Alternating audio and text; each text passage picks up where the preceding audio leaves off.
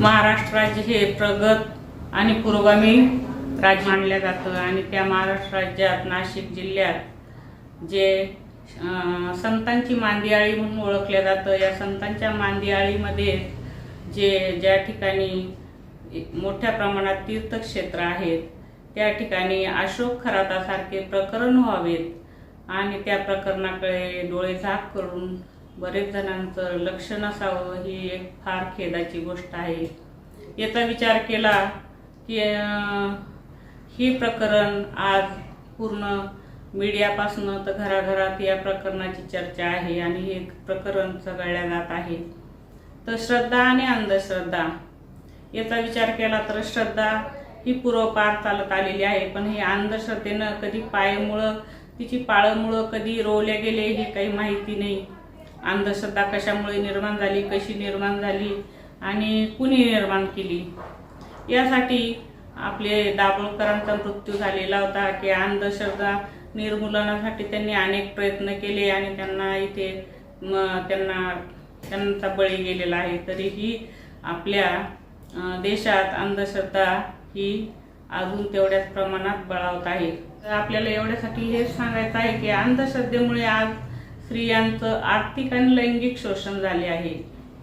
स्त्रिया तरीही अजूनही बुवा बाबा राग मंत्र तंत्र याकडे स्त्रिया आणि पुरुषांचा कल आहे। कशासाठी कल आहे, का कल आहे, त्याच्याने का फरक पडतो का, या अशा गोष्टीमुळे का या गोष्टीवर कसं काय विश्वास ठेवू शकतात। विज्ञान एवढं पुढे गेलेलं आहे, आपण 2 पुस्तकं वाचू शकत नाही, त्या बुवाबाजीच्या दारापुढे आपण रांगाच्या रांगा लावून उभं राहतो आणि पुस्तकांना आपण वेळ देत नाही, आपण अभ्यासाला वेळ देत नाही, आपल्या कार्याला आपण वेळ देत नाही आणि त्यांच्या ते मुठभर राखेसाठी ती राख आपण ती कुठून आणलेली असते, त्यानं मसनवटीतून आणली असते की रोडावरून आणली असते की नालीतली असते आपल्याला माहीत नसतं आणि ती राख घेऊन आपण आपल्या घरी येतो आणि कुठे कुठे आणि आपण त्यावर विश्वास ठेवतो की त्यामुळे आपलं चांगलं होईल।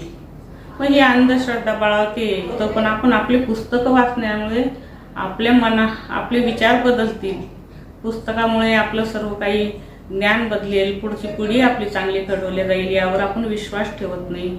आपल्या मुलांना आपण पुस्तकाचं ज्ञान नाही देत, आपण आपलं अंगारा दुपारा आपण मुलांना लावत असतो, जरी एक्झाम जरी असली पुढे यायची असली तर अंगारा दुपारा लावतो। कशासाठी लावतो, त्याच्याजवळ पुस्तकं द्या तुम्ही, त्याच्या उशाला पुस्तकं ठेवा, या गोष्टी आपण करायला हव्या आणि यासाठी अंधश्रद्धेचे शिकार होऊ लागले आहेत। यासाठी कुटुंब व्यवस्था सुद्धा तेवढीच जबाबदार आहे। ही कुटुंब व्यवस्थेमध्ये महिलांचं आर्थिक शारीरिक आणि मानसिक जे शोषण होतं, थोडंसं मनाला समाधान मिळण्यासाठी काही स्त्रिया ह्या अशा बुवाबाजीच्या विळख्यात अडकत जातात, पुरुषही या ठिकाणी अडकत जातात। नोकरी असेल, काही आपल्याला काही पद हवं असेल, कोणत्या क्षेत्रात आपल्याला उद्योगधंद्यात यश मिळावं असेल तर ते ह्या अशा अंगाऱ्या दुपाऱ्यात अडकत जातात, काही मंत्रतंत्रात अडकत जातात आणि याला अंधश्रद्धा ही बळावत जाते आणि ही बुवाबाजीची प्रकरणं हे समोर येत जातात। यासाठी तेथे अशोक खरात प्रकरण हे तेवढे जोमानवरती आले आहे आणि तेही स्त्रियांचं आर्थिक लैंगिक शोषण पण झालेलं आहे। हे का झालं, या अंधश्रद्धेच्या शिकार का झाल्या महिला, याच ठिकाणी बऱ्याच ठिकाणी पितृसत्ताक पद्धतीचाही आपण विचार करू शकतो।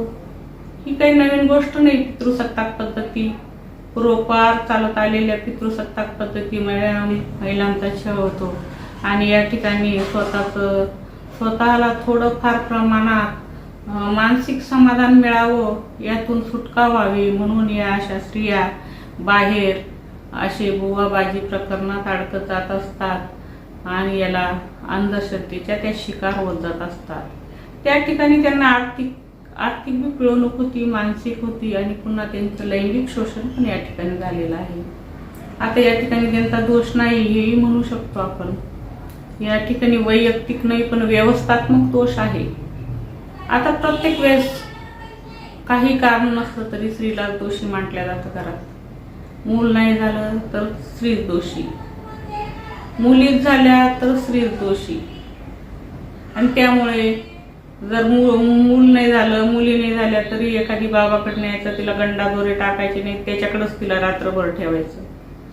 पुन्हा काहीतरी आणायचं, मंत्र तंत्र जप तप राखुंडी आणायचं आणि ते घरात टाकायचं. म्हणजे या अंधश्रद्धा.